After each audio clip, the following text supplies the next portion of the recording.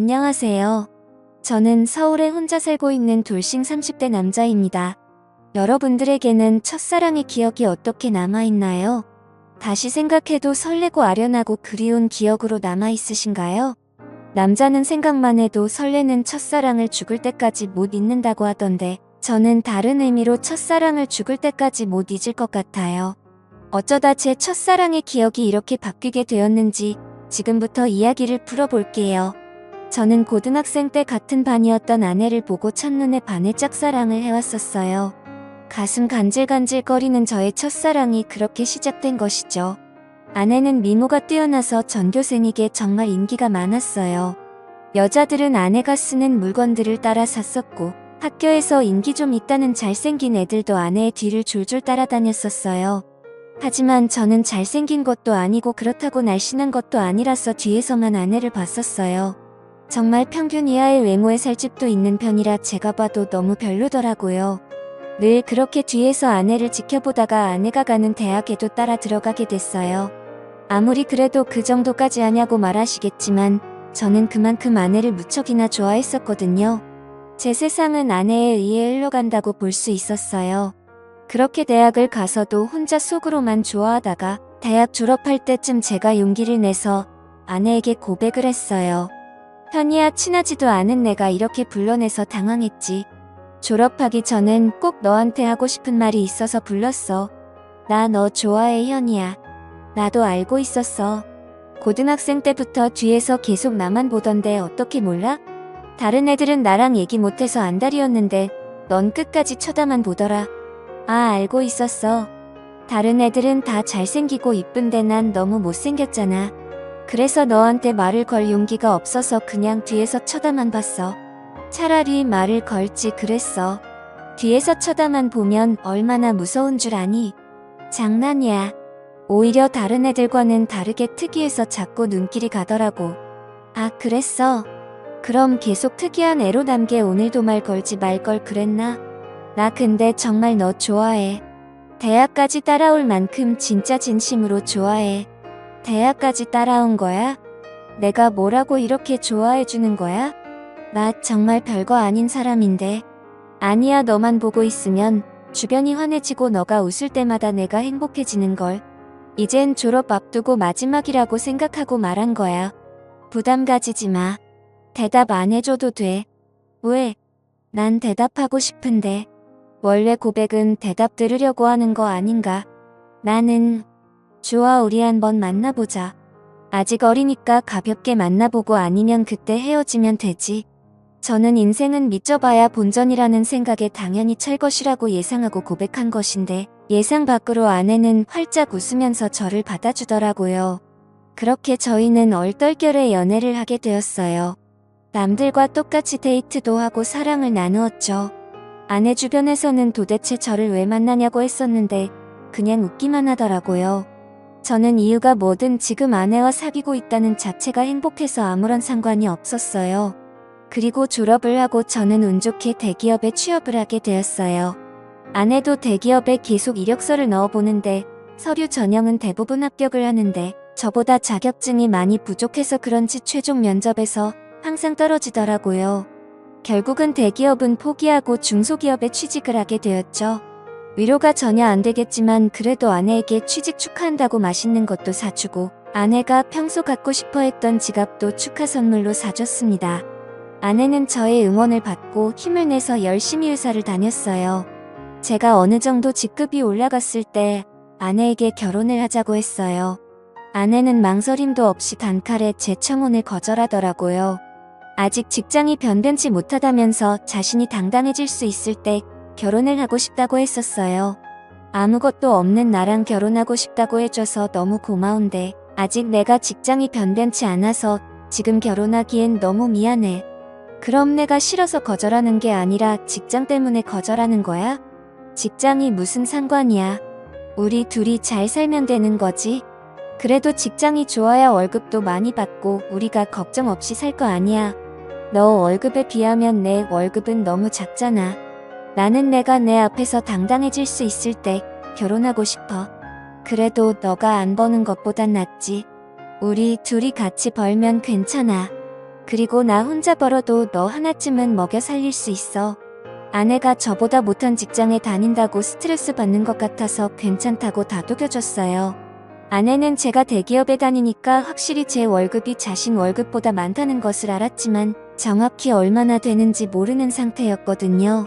그래서 저는 아내에게 이 정도의 월급을 받고 있으니 결혼해도 문제가 없다고 설득했죠.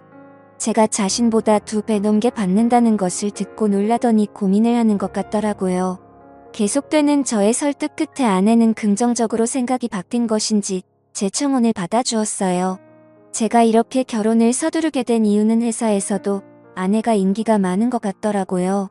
아내가 종종 회사에서 치근덕거리는 남직원이 있다고 얘기를 꺼낼 때마다 다른 남자들이 더 이상 치근덕거리지 않게 얼른 결혼을 해야겠다는 마음을 먹게 됐죠. 저는 그렇게 힘들게 아내와 결혼하는데 성공했습니다. 저희는 결혼한 지 2년이 지났는데도 자식 없이 여전히 둘이서 신혼생활을 보내고 있어요. 사실 아무리 노력을 해도 아이가 저에게 찾아올 생각을 하지 않더라고요. 아내와 저는 아직 젊으니까 조급해하지 말고 아이가 찾아올 때까지 천천히 기다려보기로 했어요. 그러다 결혼 3년 차가 되었을 때 아내가 임신을 했더라고요. 저의 부모님은 아들이든 딸이든 상관없다며 너무 수고했다고 고맙다면서 아내의 손을 꼭 잡고 오셨어요. 아내도 어머니의 눈물을 보고선 살짝 눈가에 눈물이 고였더라고요. 며느리 아끼는 시부모님 덕분에 낙동강 오래할 신세가 된 저만 힘들어졌었어요. 아내 회사가 중소기업이어도 설립자가 여성분이어서 그런지 복지가 대기업 못지않게 좋더라고요. 아내는 일을 하면 스트레스 받을까봐 아이를 위해 휴직을 하고 집에서 쉬고 있었어요. 혹시나 쉬면서 집안일이라도 할까 어머니께서 집에 오셔서 아내 대신 집안일을 다 해놓고 가시더라고요. 저도 퇴근하고 오면 어머니의 잔소리를 듣고 아내의 시중을 들기 시작했고요.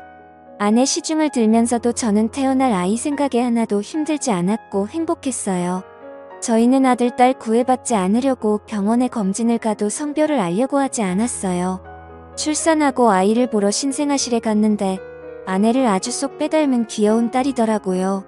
엄마를 닮아서 그런지 아이의 얼굴이 벌써 완성형이라고 호들갑 떨었다가 아내한테 주책이라면서 벌써 딸바보 됐냐고 등짝 한 대 맞았네요. 아내 손이 매운 편인데 저는 그날 아무리 맞아도 아프지가 않고 오히려 간지러웠어요. 이래서 다들 딸 낳으면 딸바보가 되는 건가 보다 싶더라고요. 딸이 태어난 지 이제 1년이 넘어가기 시작했을 때 저는 집 앞에서 충격적인 장면을 목격하게 됐습니다.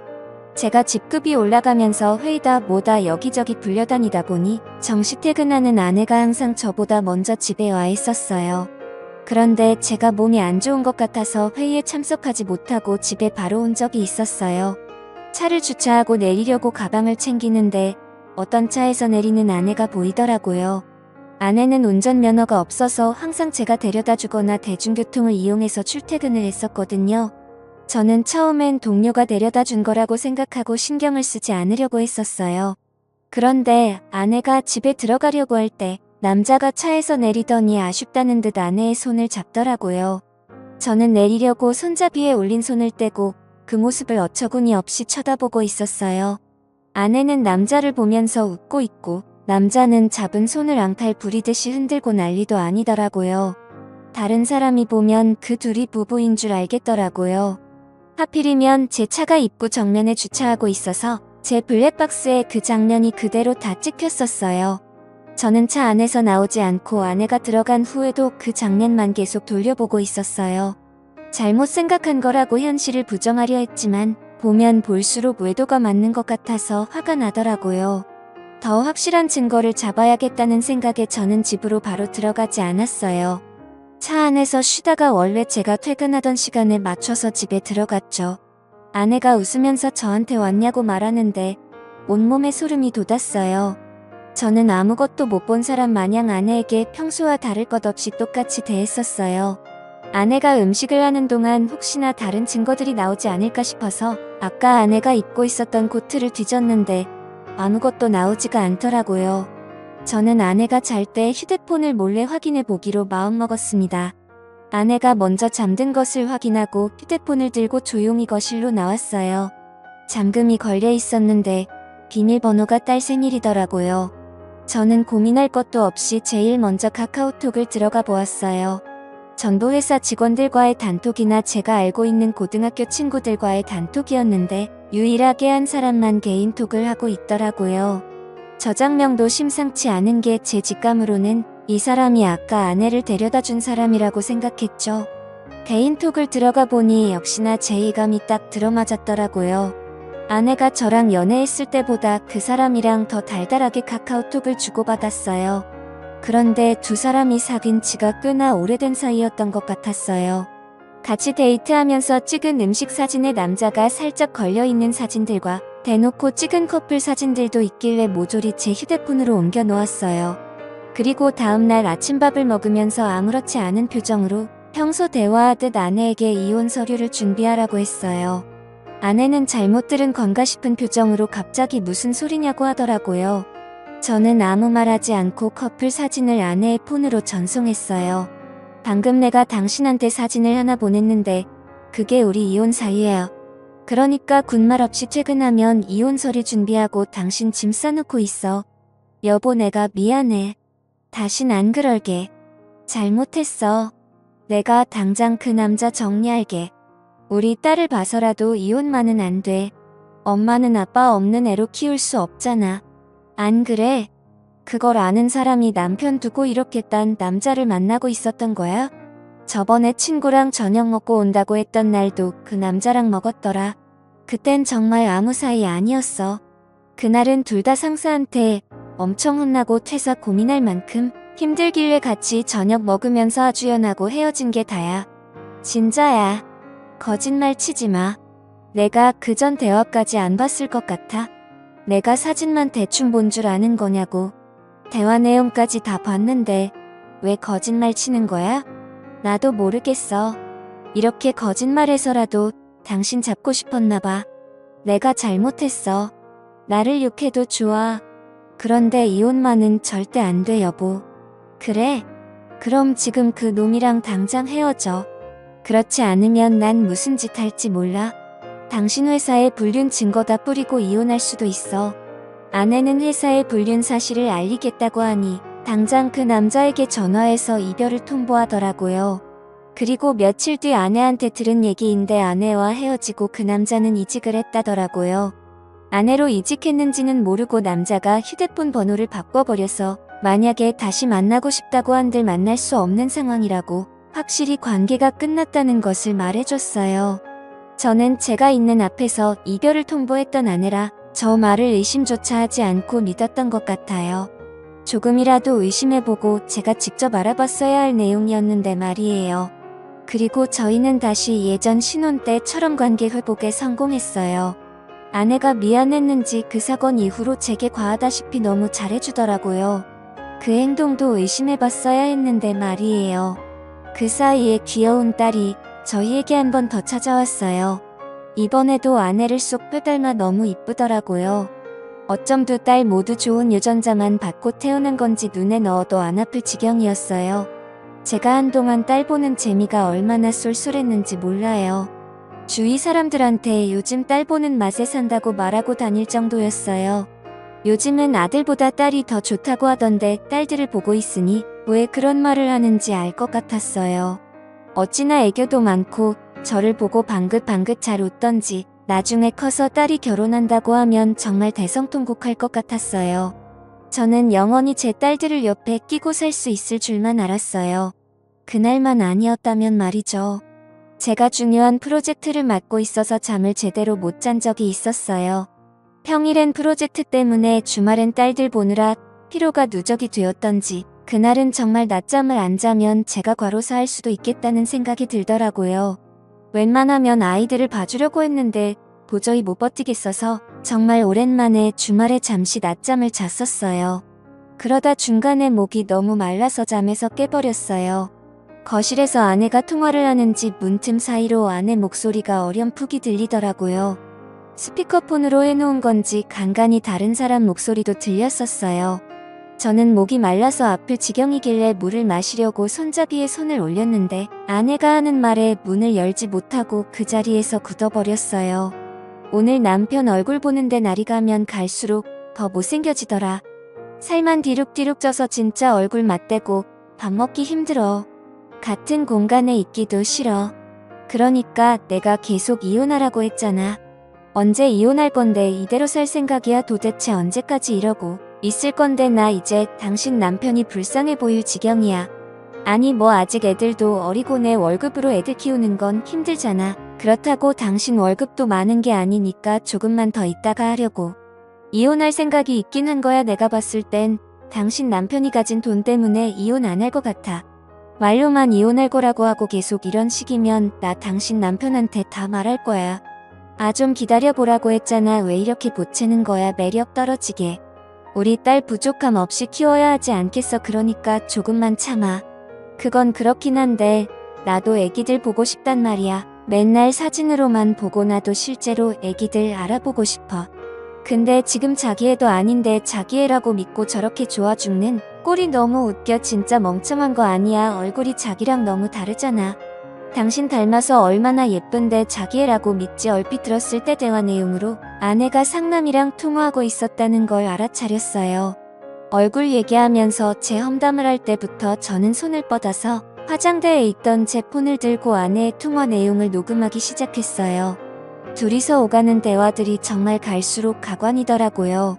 제 험담은 그럴 수 있다고 생각했는데 이제껏 제 딸이라고 믿었던 애들이 알고 보니 제 딸이 아니라 상간남 딸이라고 하니까 너무 충격적이더라고요.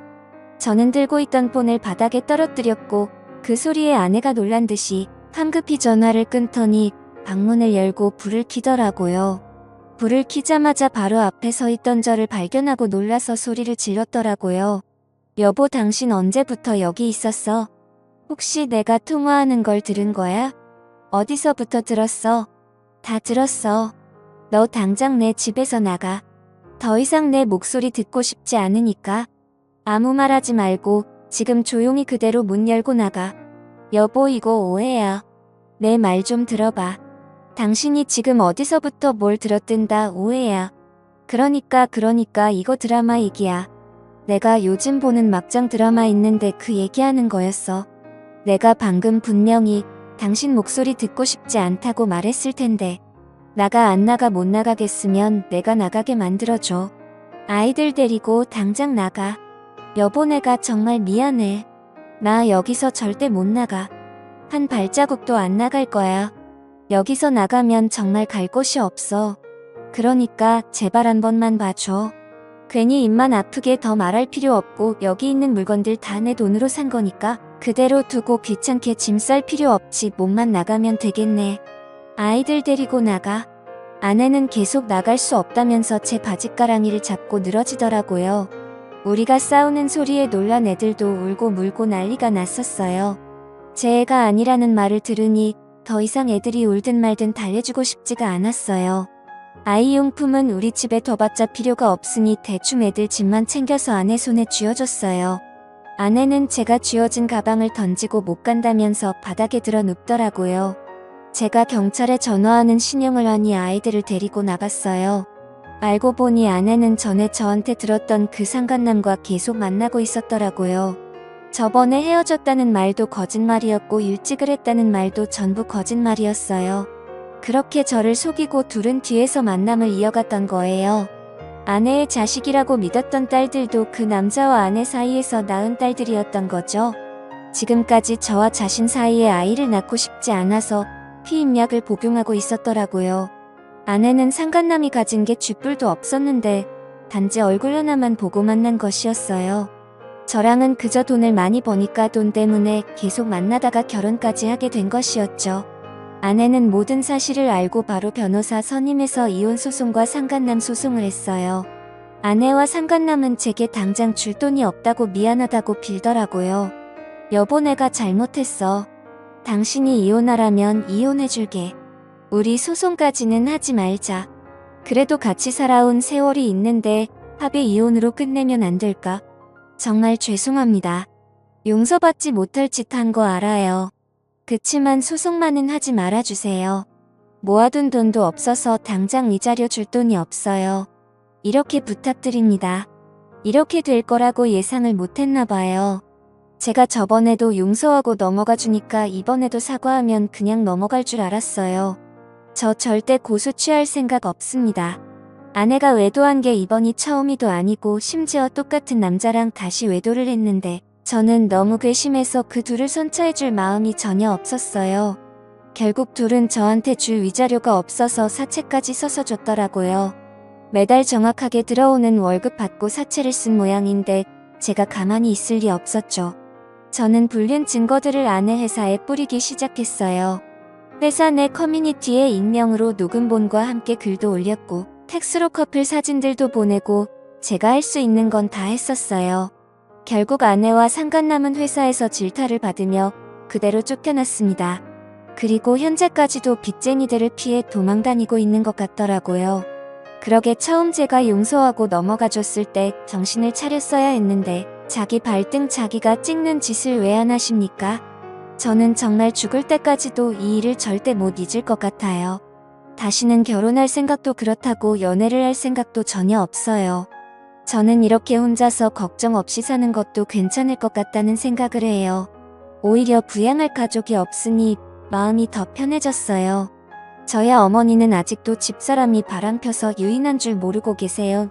나이도 많으신데 혹시나 충격에 쓰러지실까봐 영원히 제 가슴에만 묻어두려고 합니다. 여러분들은 첫사랑의 기억이 꼭 이쁘게 남아있었으면 좋겠네요. 지금까지 제 이야기 들어주신 모든 분들께 감사합니다. 모두 가족들과 행복하고 따뜻한 겨울 보내시길 바랍니다.